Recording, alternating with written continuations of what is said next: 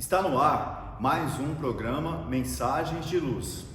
Estamos estudando o livro Palavras de Vida Eterna, que foi psicografado por Francisco Cândido Xavier pelo Espírito de Emmanuel. Sou Luiz Otávio, colaborador da Fraternidade Espírita Obreiros do Bem. Hoje é com muita alegria que recebo pela primeira vez no nosso programa Rodrigo. Tudo bom, Rodrigo? Tudo certo, Luiz. Obrigado, pessoal. Obrigado, gente. Obrigado, Luiz. E também marca o retorno do Luiz a esse posto. Então, é uma coisa importante hoje, para mim principalmente. Obrigado, meu Luiz, estar aqui com você. Nós que estamos muito gratos. Então, Rodrigo, nós chegamos ao capítulo 118 deste livro. Você poderia dizer qual que é o título deste capítulo e a qual frase ele se refere? Aqui nós estamos no capítulo Ante a Palavra do Cristo. E ele traz esse versículo: as palavras que eu vos disse são espírito e vida. Isso aqui está em João, capítulo 6, versículo 63. E é uma frase de Jesus. É uma frase de Jesus. E aqui, Luiz, eu fiquei pensando nesse contexto, para a gente pensar, antes de ler o texto, o que estava acontecendo e o que Jesus quis dizer e para quem ele quis dizer. Então aqui, no Evangelho de João, a gente tem que lembrar da importância desse discípulo. Ele presenciou muitas coisas na trajetória de Jesus, inclusive vários milagres, e ele, por ser chamado de o discípulo amado, aliás, ele é o discípulo que esteve muito próximo de Jesus. Então, tem uma coisa mais íntima com a história dele e com o que ele traz de Jesus. Antes de falar essas palavras aqui, as palavras que eu vos disse são espírito e vida, tinha acontecido algumas coisas importantes na localidade ali, atravessando o Mar da Galileia, chegando a Cafarnaum. Então, algumas coisas já tinham acontecido que são importantes a gente mencionar. Por exemplo, a multiplicação dos peixes e dos pães, que foi um milagre muito importante. Outra coisa foi Jesus andando sobre as águas. Então, essas coisas trazem para a gente o momento em que essa frase desse capítulo foi falada. As pessoas ali, os seguidores de Jesus, já tinham presenciado várias coisas importantes que ele fez, mas mesmo assim estavam insatisfeitas. E aí eles chegam nesse momento dessa frase, Jesus está falando às multidões, e existe ali uma inconformidade, existe uma fome pelo pão material mesmo. E é onde Jesus vai proferir esse discurso que é um dos mais importantes dos evangelhos e da Bíblia, que é o discurso do pão da vida. Esse discurso, Jesus fala: eu sou o pão da vida. Quem comer da minha carne, beber do meu sangue, herdará o reino de Deus. Então a gente está nesse momento, Luiz, nessa passagem, e pensando nessa grandiosidade das palavras de Jesus. Então Jesus, com seus ensinamentos, as suas palavras, é isso que Emmanuel quer dizer aqui, é isso que ele traz para a gente. Que Jesus, ele foi muito mais do que um profeta para guetos, para pequenos grupos, um mensageiro para mim ou aqui para minha família, para minha religião. Jesus, como Emmanuel traz aqui para a gente, ele é universal, ele é para todos, a mensagem dele é para todos. Isso foi se perdendo um pouco conforme a gente foi passando, como o tempo foi passando, outras religiões querendo reformar várias coisas, mas parece que só uma roupagem exterior, porque a mensagem de Jesus mesmo foi se perdendo. E esse é outro ponto legal que ele traz aqui, Luiz, que é essa intercessão e essa chamada que Emmanuel dá de atenção na gente para falar.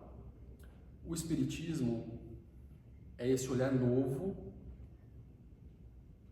sob os ensinamentos de Jesus. É esse olhar que vai novo porque ele vai retomar a simplicidade do cristianismo primitivo, pela beleza dos ensinamentos que Jesus trouxe, sem roupagens exteriores de parafernálias e de cultos exteriores, mas de culto interno mesmo, de preocupação com o que a mais Jesus está falando para alimentar a nossa alma e não manifestações somente exteriores.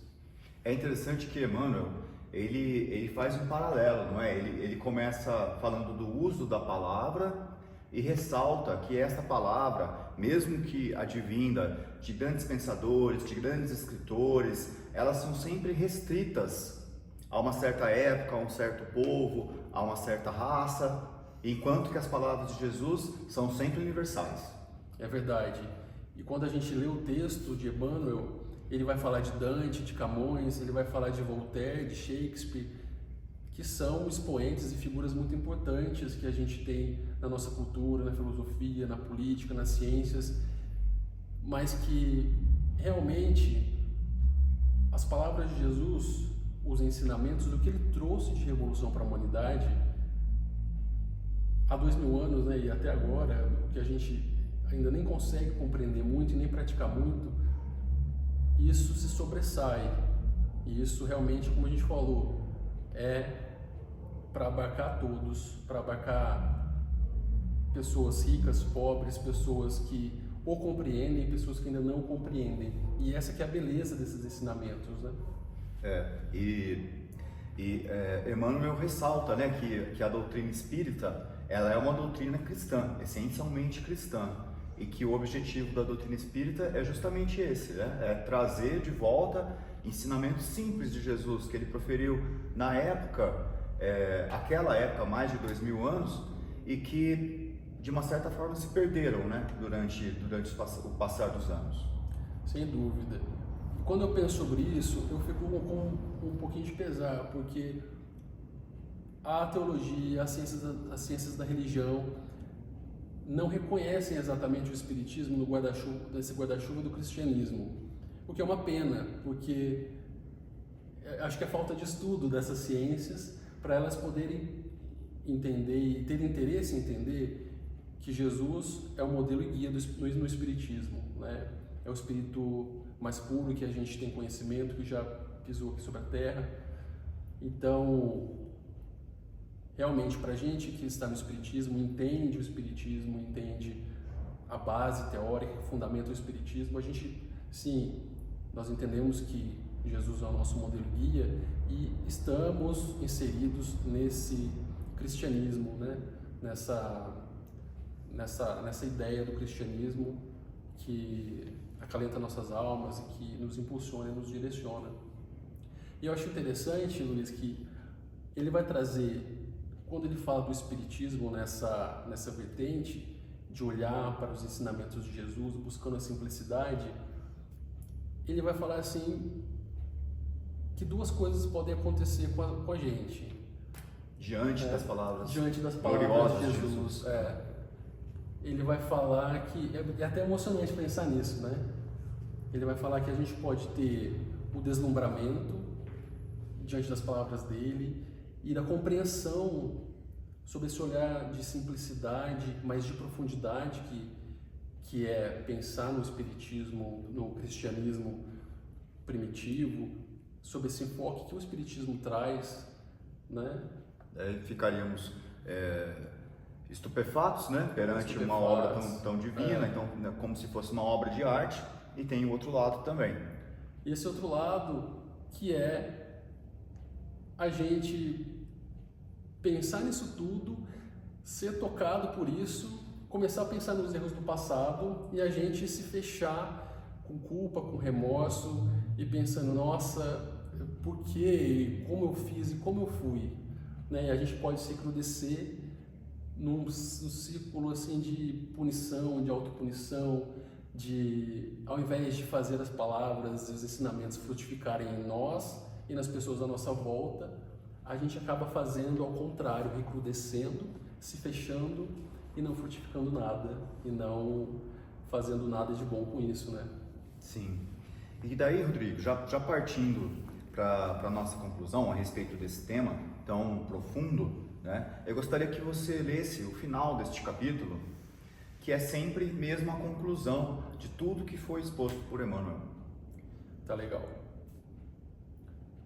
Então ele vai falar assim: a necessidade da alma é semelhante à sede ou à fome, ao desajuste moral ou à moléstia, que são iguais em qualquer clima.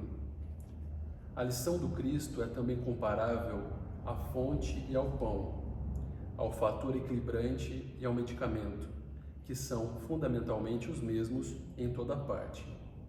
No trato, pois, de nós com os outros, é forçoso não olvidar que o próprio Senhor nos avisou de que as suas palavras são espírito e vida.